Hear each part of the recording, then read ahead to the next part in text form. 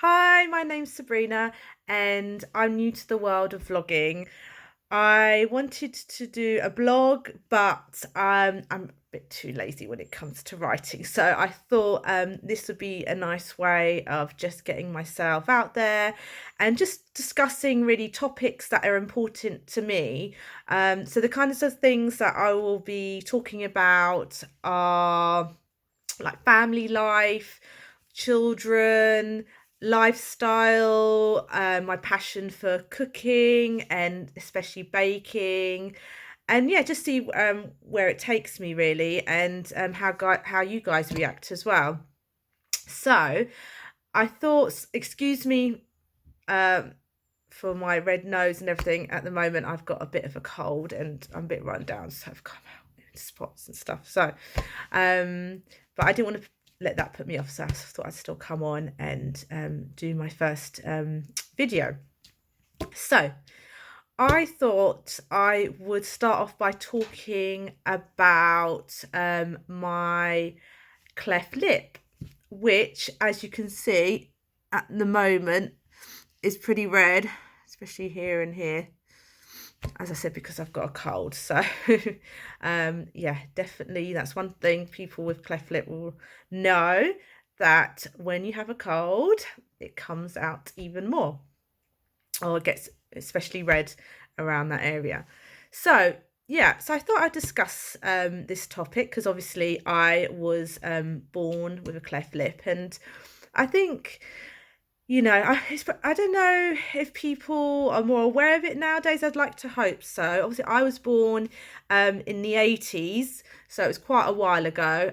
When I went to school, my primary school, I was the only person there with a cleft lip. And I think even when I'm trying to think, when I went to secondary school as well, I don't remember anybody. No, I don't remember anyone, but I might be wrong. But there was like 1,000 students. But so throughout my whole life, really, I've not come into really come across many people with cleft lip. I do have just the lip. I don't have the palette. So yeah, so I can't really kind of talk about the palette side of things. But so in regards to my lip, my grandma also has a cleft lip, but just on the one side, and she's had a, I think, very different experience to it than I have.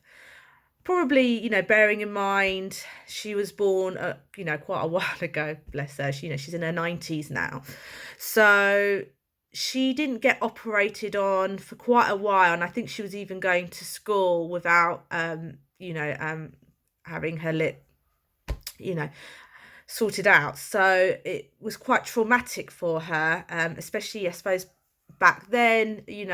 People were very much judged, I suppose, for looking different. Even I suppose now that still carries on, but I'd like to think that more people are aware and not so judgmental. So yeah, so her experience was not great, and I know that when I was born, I don't think my mum knew about it. I think that's what I'm saying. I don't think she knew, obviously, until I came out. So my grandma was quite upset, and I think it's always been something that's always been on her mind, that me being born with this cleft lip. She blames herself somehow. But with cleft lip, it's just one of those things. No one really kind of knows, is it going to get passed down? Who's going to have it? Some families have it and they've, nobody in the families had it before. It's just one of those things. There's no kind of set answer to it. So, my grandma, she had obviously my mum, and she had my auntie, and they don't have it. And then my mum had me. I'm the first, so obviously I got it, and then my sister, who doesn't have it. So I've had two boys, and they don't have it. So it's I don't know really, obviously, how it will carry on down the line.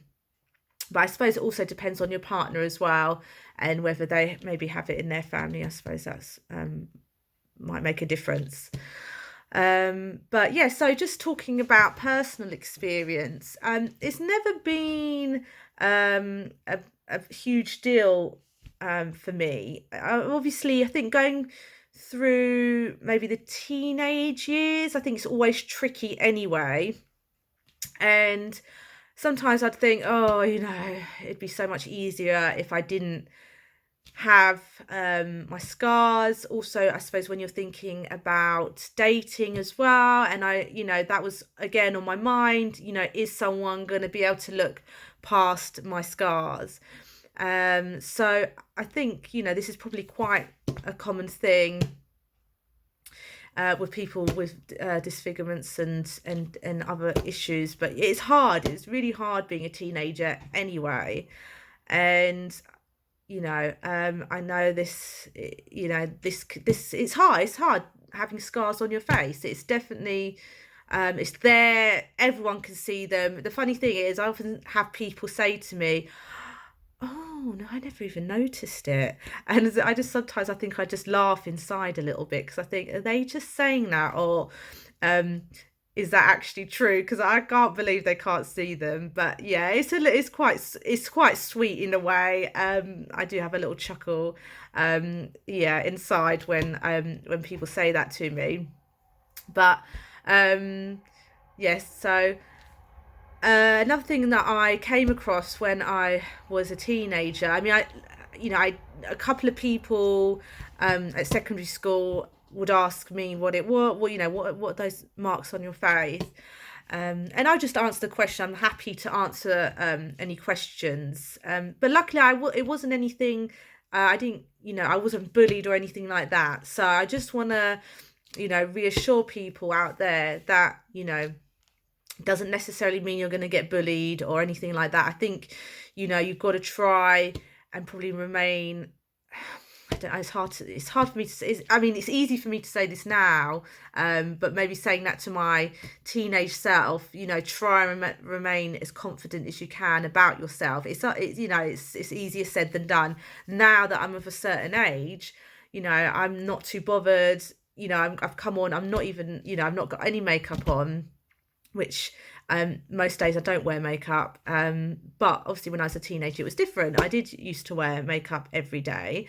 And I thought actually I would quickly show you some makeup that I still use sometimes, but I got when I was younger. I can't remember what age. But for anyone out there who does have scars, who would feel better covering them up, I went to the doctors, and I think they referred me, and I can't remember who to, because it was such a long time ago, but I got referred, and this lady helped me with some scar makeup. So go and see your doctor if it is something that's bothering you.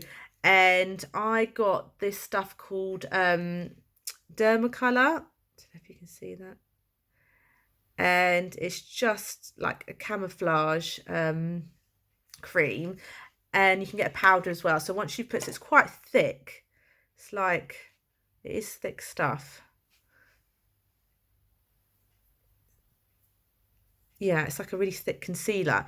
And she helped me pick out the colours. So in the end, we went for 2 colours. So I've got this one as well. I'm not sure, this is a different colour. And she just advised me just to